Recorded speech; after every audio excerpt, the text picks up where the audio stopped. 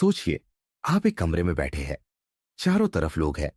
कुछ जोर जोर से बोल रहे हैं, कुछ बहस कर रहे हैं, कुछ हंस रहे हैं, तो कुछ अपने विचार दूसरों पर थोप रहे हैं। लेकिन आप शांत हैं। बस सबको देख रहे हैं, सुन रहे हैं, समझ रहे हैं। फिर अचानक कुछ ऐसा होता है जिससे पूरे कमरे की नजरें आपकी तरफ मुड़ जाती है। लोग अब आपसे बात करना चाहते हैं, आपकी राय जानना चाहते हैं, आपको समझना चाहते हैं। लेकिन ऐसा क्यों? आपने तो कुछ कहा भी नहीं। फिर भी सब आप में दिलचस्पी लेने लगे। क्या सच में कम बोलने वाले लोग ज्यादा आकर्षक लगते हैं?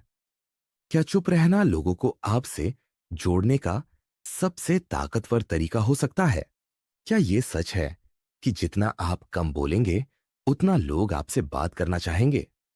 अगर हां, तो कैसे? इस वीडियो में आप जानेंगे कैसे चुप रहने से आपकी वैल्यू बढ़ती है, कैसे कम बोलकर लोग आपको ज्यादा पसंद करने लगते हैं, कैसे चुप रहकर आप अपने रिश्तों, करियर और लाइफ में आगे बढ़ सकते हैं।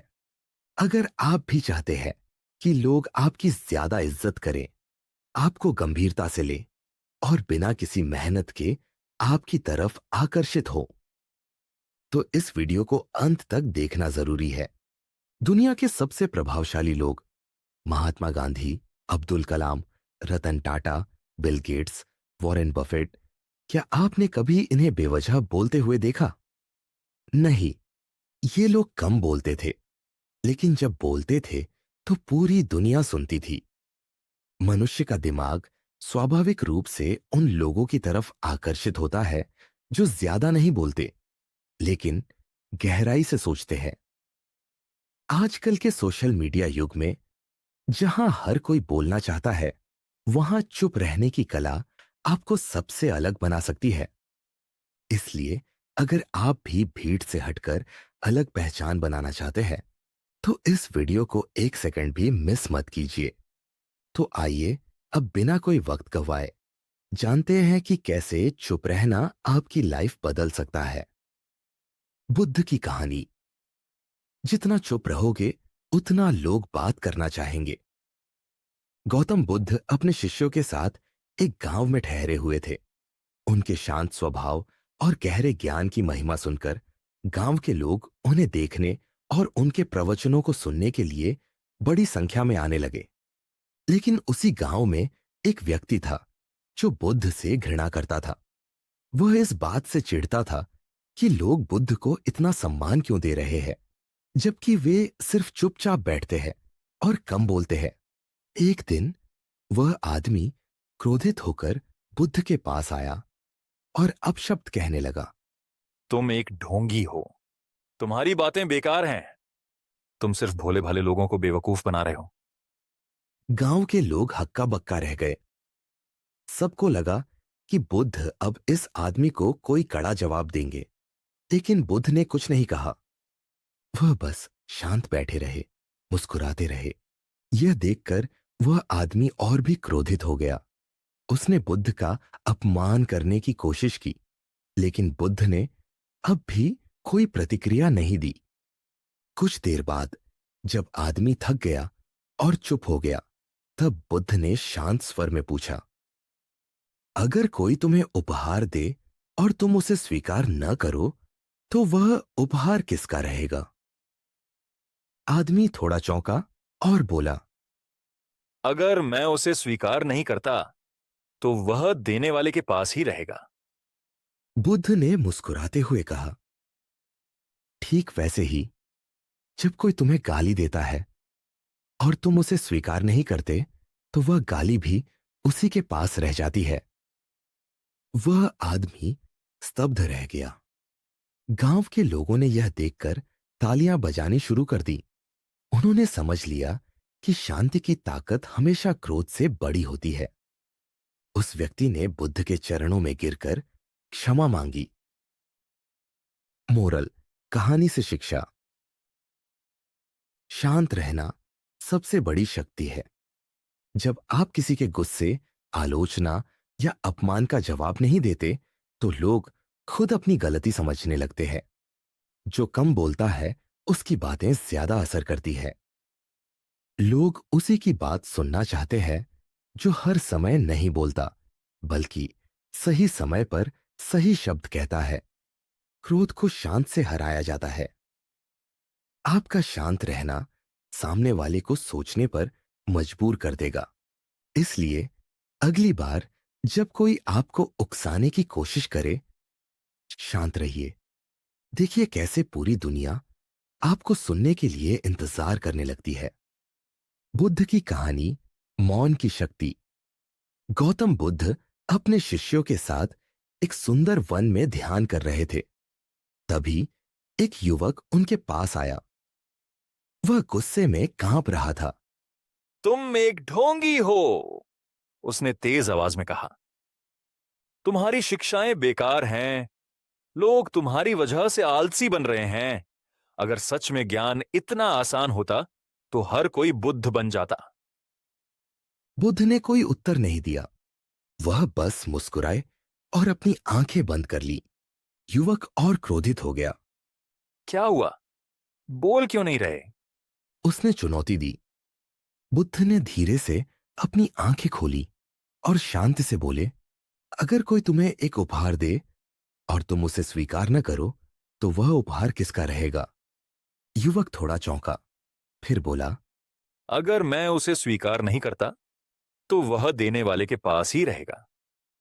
बुद्ध ने मुस्कुराते हुए कहा, ठीक वैसे ही तुम्हारा गुस्सा, तुम्हारे शब्द, तुम्हारा अपमान, अगर मैं उन्हें स्वीकार न करूं तो वे तुम्हारे ही पास रहेंगे। युवक कुछ देर तक बुद्ध को देखता रहा। फिर उसने सिर झुका लिया और धीरे धीरे वहां से चला गया। गांव के लोग जो यह सब देख रहे थे, वे बुद्ध की शांति और धैर्य से अचंभित रह गए। उसी दिन से वे और भी ज्यादा बुद्ध की शिक्षाओं को मानने लगे। मोरल, कहानी से शिक्षा। मौन सबसे बड़ा उत्तर है। जब आप चुप रहते हैं तो लोग सोचने पर मजबूर हो जाते हैं। जो हर समय नहीं बोलता, उसकी बातों की गहराई ज्यादा होती है। लोग उसी की बातें ध्यान से सुनते हैं जो सोच समझकर बोलता है। अपमान का सबसे अच्छा जवाब मौन है। जब आप प्रतिक्रिया नहीं देते तो सामने वाला खुद अपनी गलती समझने लगता है। इसलिए अगली बार जब कोई आपको गुस्से में उकसाए, बस चुप रहिए। देखिए कैसे लोग आपकी तरफ आकर्षित होने लगेंगे। अगर यह कहानी आपके दिल को छू गई हो तो एक बार जरूर सोचिए, कितनी बार हम बेवजह प्रतिक्रिया दे देते हैं। कितनी बार हम बोलने के बजाय सिर्फ सुनकर जादू नहीं पैदा कर सकते। अब से जब कोई आपको उकसाने की कोशिश करे, बस मुस्कुराइए और चुप रहिए। देखिए कैसे लोग खुद आपकी बात सुनने के लिए बेताब हो जाते हैं। अब आप क्या सोचते हैं? क्या मौन वाकई में ताकत है? क्या आप इस ज्ञान को अपनी जिंदगी में अपनाएंगे? अपनी राय नीचे कमेंट करें। आपका एक कमेंट किसी और की जिंदगी बदल सकता है। अगर ऐसी कहानियां आपको पसंद आती है तो चैनल को अभी सब्सक्राइब करें और इस वीडियो को अपने दोस्तों के साथ शेयर करें, क्योंकि कभी कभी सिर्फ एक कहानी किसी की पूरी सोच बदल सकती है। आपका समर्थन ही हमारी प्रेरणा है। मैंने कभी सोचा है, जब आप थके हुए होते हैं और सारी ऊर्जा जैसे खत्म हो जाती है, उस समय आपके अंदर एक सवाल गूंजता है, मैं इतना कमजोर क्यों महसूस कर रहा हूं?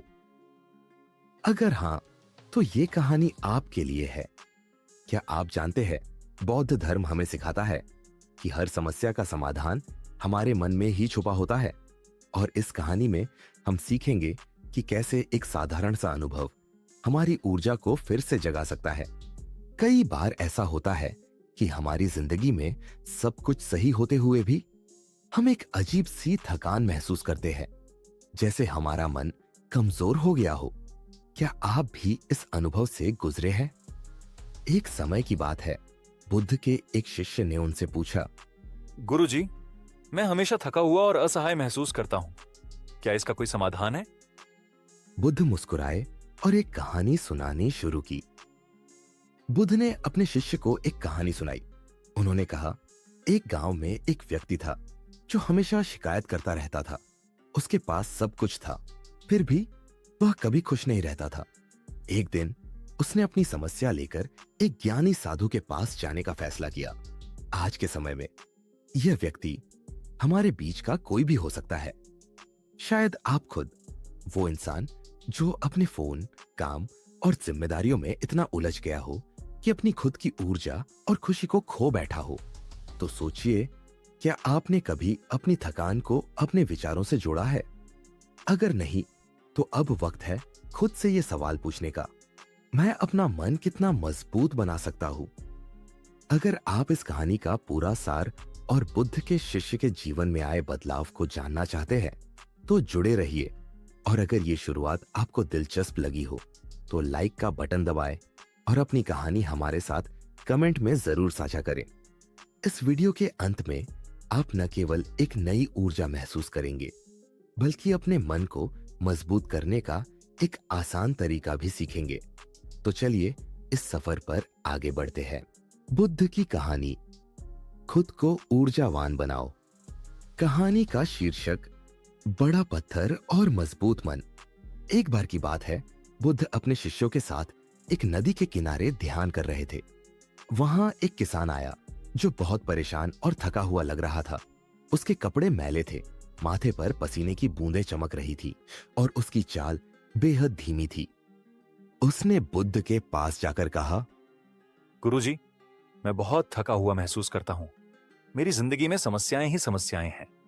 खेती के काम में मन नहीं लगता, घर में तनाव है, मैं पूरी तरह टूट चुका हूं।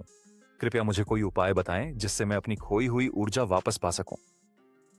बुद्ध ने उसे ध्यान से देखा और मुस्कुराते हुए कहा, तुम मेरे साथ नदी के पास चलो, वहां मैं तुम्हें कुछ दिखाना चाहता हूं। बुद्ध किसान को नदी किनारे एक बड़े पत्थर के पास ले गए। पत्थर भारी और विशाल था। उन्होंने कहा, इस पत्थर को उठाओ और नदी के दूसरी तरफ ले जाओ। किसान हैरान होकर बोला, गुरुजी, यह पत्थर बहुत भारी है, इसे उठाना असंभव है। बुद्ध ने शांत स्वर में कहा, अगर इसे उठाना असंभव है तो क्यों इसे अपने सिर पर रखने की सोच रहे हो? इसे यहीं छोड़ दो। किसान और भी अधिक चकित हो गया। उसने पूछा, गुरुजी, इसका मतलब क्या है?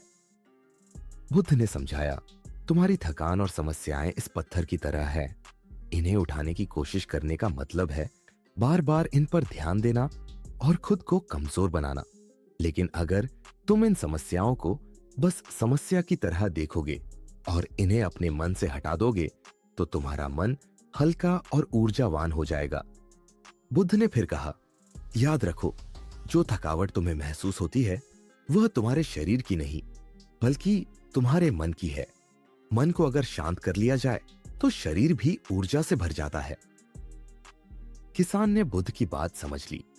उसने अपनी समस्याओं को केवल विचारों के बोझ की तरह देखा और उन पर ध्यान देना छोड़ दिया।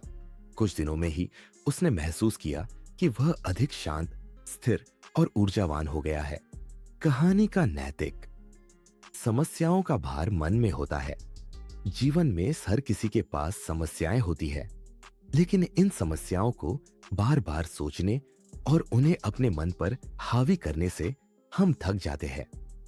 मन को शांत करें। ध्यान और सकारात्मक दृष्टिकोण के माध्यम से अपने मन को शांत करें। जब मन शांत होता है तो शरीर ऊर्जा से भर जाता है। समस्या को स्वीकारें, लेकिन बोझ मत बनाएं। जीवन में जो भी चुनौती आए उसे हल करने के लिए तैयार रहे, लेकिन उसे अपने ऊपर पत्थर की तरह न ढोए। ये कहानी दर्शाती है कि कैसे एक मजबूत और शांत मन से हम अपने जीवन को फिर से ऊर्जा और उत्साह से भर सकते हैं। याद रखें, आपकी ताकत आपके मन में है। मन के हारे हार है, मन के जीते जीत। बुद्ध की कहानी, अपने भीतर की शक्ति को पहचानो। कहानी का शीर्षक भालू और डरपोक भिक्षु। एक बार की बात है, बुद्ध अपने शिष्यों के साथ एक जंगल से गुजर रहे थे। वे थक चुके थे और एक बड़ी छायादार वृक्ष के नीचे विश्राम करने लगे।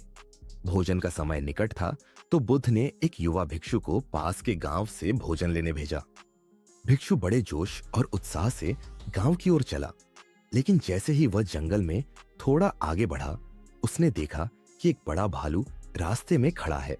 भालू ने भिक्षु को घूर कर देखा और उसकी ओर धीरे धीरे बढ़ने लगा। भिक्षु डर से कांपने लगा। वह जल्दी से भागकर वापस बुद्ध के पास आया। उसने हाँफते हुए कहा, गुरुजी, वहां भालू है, मैं भोजन लेने नहीं जा सकता, कृपया किसी और को भेजें।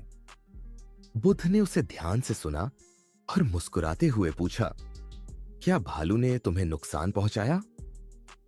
भिक्षु ने सिर हिलाकर कहा, नहीं, लेकिन वह बहुत डरावना था। उसकी आंखें मुझे घूर रही थीं। अगर मैं और आगे जाता तो वह मुझे मार सकता था। बुद्ध ने गंभीर स्वर में कहा, तुम्हारे डर ने तुम्हें रोक दिया, न कि भालू ने। उन्होंने आगे कहा, भय हमारे मन का एक भ्रम है। इससे जितना ज्यादा तुम अपने पास जगह दोगे, उतना ही यह तुम्हें कमजोर बनाएगा। भालू तुम्हें मारने नहीं आया था, वह अपने रास्ते पर था, लेकिन तुम्हारे मन ने तुम्हें विश्वास दिला दिया कि तुम कमजोर हो और तुम भाग गए। बुद्ध ने भिक्षु से कहा, अब वापस जाओ और उस भालू का सामना करो। इस बार डर को अपने मन पर हावी मत होने देना। याद रखना, डर सिर्फ तुम्हारे विचार है। भिक्षु हिचकिचाया, लेकिन उसने बुद्ध की बात मानने का निश्चय किया। जैसे ही वह भालू के पास पहुंचा, उसने गहरी सांस ली और खुद से कहा, मैं भालू को सिर्फ देखूंगा, डर को मेरे निर्णयों पर हावी नहीं होने दूंगा। भालू ने फिर से उसे देखा, लेकिन इस बार भिक्षु शांत खड़ा रहा। कुछ देर बाद भालू धीरे धीरे जंगल की ओर चला गया। भिक्षु को यह देखकर आश्चर्य हुआ कि उसका डर अनावश्यक था। उसने अपने भीतर की शक्ति को महसूस किया और पूरे आत्मविश्वास के साथ गांव से भोजन लेकर लौट आया। जब भिक्षु बुद्ध के पास पहुंचा तो उसने कहा, गुरुजी, आपने सही कहा था। मेरा डर मेरे अपने विचारों का परिणाम था। जब मैंने अपने डर पर काबू पाया तो सब कुछ सरल हो गया।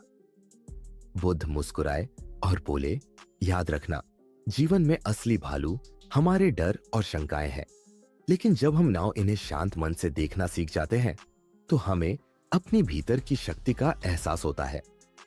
कहानी का नैतिक, डर से सामना करें, डर को भागने मत दे, उसे सामना करें और समझे कि यह सिर्फ हमारे मन का एक भ्रम है। शांत मन से सोचें। जब हम शांत और स्थिर रहते हैं तो हमें दिखता है कि हमारी समस्याएं उतनी बड़ी नहीं है जितनी हम सोचते हैं। अपनी शक्ति को पहचाने। हर इंसान के भीतर अद्भुत ताकत छुपी होती है। जब आप अपने डर को पार कर लेते हैं तो यह शक्ति स्वतः ही प्रकट हो जाती है। ये कहानी सिखाती है कि डर के पीछे भागने के बजाय जब हम उसे स्थिर और मजबूत मन से देखते हैं तो हमें अपनी वास्तविक ऊर्जा और शक्ति का अनुभव होता है। जो खुद पर विजय पाता है वही सच्चा विजेता है। अगर यह कहानी ने आपके मन को छू लिया है तो सोचिए क्या होगा जब हम हर रोज इस तरह की कहानियों से प्रेरणा लेते रहें। अनंत ज्ञान कथाएं चैनल पर हम आपके लिए ऐसी कहानियां लाते हैं जो न केवल सुनने में सुखद होती है बल्कि आपके जीवन में नई ऊर्जा और सकारात्मकता भी लाती है। आपका एक लाइक हमें यह बताता है कि आप इस यात्रा में हमारे साथ हैं। आपकी एक सदस्यता, सब्सक्राइब हमें प्रेरित करती है कि हम और बेहतर कहानियां लाएं। और अगर आपके मन में इस कहानी को लेकर कोई विचार या अनुभव हो तो कृपया कमेंट में हमसे साझा करें। आपके शब्द हमारे लिए उतने ही महत्वपूर्ण हैं जितना यह चैनल आपके लिए। आइए इस समुदाय को और मजबूत बनाते हैं जहां हम सभी एक दूसरे को ऊर्जावान और प्रेरित करते हैं। तो आज ही सब्सक्राइब करें और उस घंटी बेल आइकॉन को दबाएं ताकि कोई भी नई कहानी आपसे छूट न जाए। मिलते हैं अगली कहानी में जहां हम साथ मिलकर नई ऊंचाइयों को छुएंगे।